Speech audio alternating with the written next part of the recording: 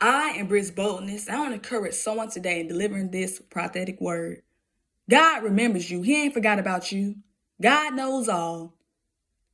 And you don't need to cry anymore. And you don't need to concern yourself anymore about the promises that God has spoken to you. For God will perform it in due time. But God says, where's your faith at? Trust in God, even when you don't see things happening. God says, check your heart. A self-examination internally and externally, because we can be the very ones hindering our own blessings. And we wondering why 5 years are gone by and it still hasn't happened. God says, it's us. It's not God, it's us, because God always going to do his part. And God allows things to be delayed and hindered for a reason, to allow us to examine ourselves to say, what are we doing that's preventing God from moving in our lives? Because God knows desperately that we need a move.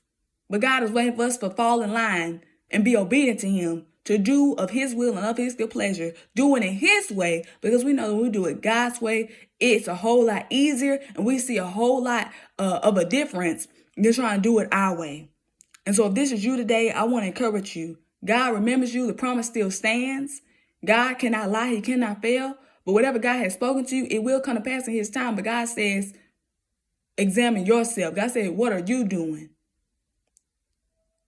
Because the very things that you think, oh, I'm praying, I'm fasting, I'm really giving my all to God, there could still be something there hindering God from moving. I love y'all, blessed tribe. Let us rise up and change the world they're believing in.